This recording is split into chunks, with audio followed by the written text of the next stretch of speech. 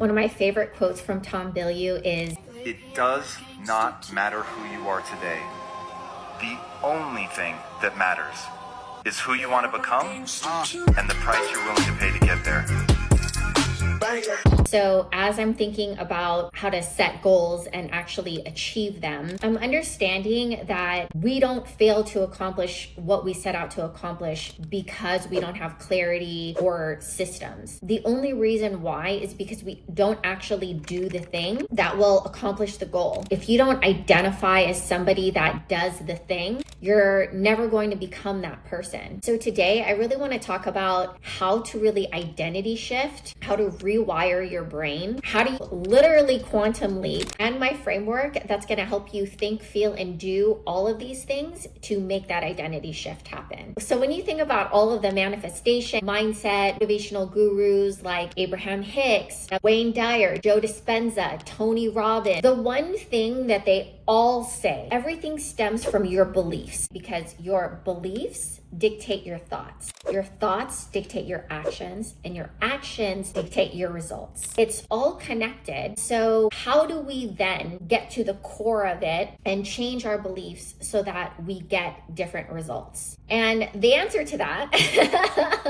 and what I've learned at my tender age of 40 is that we do have the ability to rewire our brains through neuroplasticity. Neuroplasticity is the brain's ability to form new neural pathways, break old habits. So your brain physically changes based on what you think, feel, and do. In real life, this looks like a thought becomes a pattern. What you repeat becomes automatic, and your emotional response will shape your rewiring. The way that we create new thoughts and experiences comes down to reprogramming our subconscious mind, because that's what kind of drives the ship running 90% of what you're doing. One way that I love is in the morning, what I like to call brainwashing, because when you first wake up, your brain waves are in theta, which is a high level of suggestibility. Like right when you're coming up out of sleep and you're still kind of like you're like in a state of high suggestibility. This is prime time to listen to motivational content, to look at your vision board, to meditate. This is kind of like the gateway to your subconscious mind. So tapping in during that prime time is key. Also, when you're falling asleep too, my new favorite thing to do is I listen to what I like to call manifestation music. It's literally like artists like flowing, but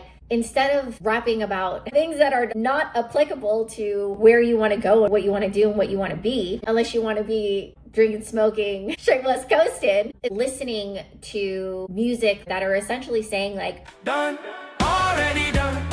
I say it once and the blessing comes. Having these inputs, especially when you're just kind of like moving throughout your day, a very subtle way to just continue to influence yourself. And then also meditation is great to be able to focus your mind. Can I focus my mind where I want to focus it? I've noticed that my brain will tend to like wander into the past, and I'm trying to direct it back. Like, no, we are not going to the past. We're not thinking about the past. We're never going back there. Don't waste any energy. This time right now is my time to visualize so that I can manifest. So let's focus on that. And so you imagine if you're that good at mastering your mind, you're choosing your thoughts, your feelings that are going to influence your actions, that are going to influence your results. So we're aligned on the fact that in order to achieve our goals, we're going to need to identity shift. And we know that it's possible to do that because of neuroplasticity, our ability to rewire our brains. We know how to tap into our subconscious mind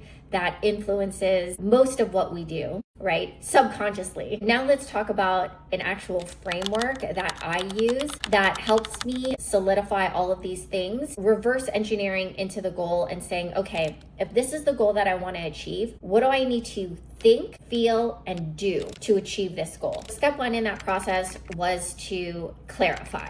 Just get super clear on what those are. So I created 3 categories: health, wealth, and relationships. So let's say the goal is to snatch the waist and grow the glutes, okay? So So what would I have to think, feel, and do in order to achieve this? I would have to think that it's a simple body recomposition. I would have to feel more committed to consistency than I was to comfort. I would have to be consistent with nutrition and exercise. It's already very clear to me that I need to be consuming at least 100 grams of protein a day. Despite several efforts, it's still very challenging. In addition to that, I need to train. Step 3 is to plan. So to hit my health goal, I have a full protocol that includes nutrition targets, training, peptides, supplements. And so it's a very strategic roadmap on exactly what I need to do to get where I want to be. Step 4 is to schedule. Actually get it on your calendar. If it's on my calendar, it's happening. I'm like ride or die with my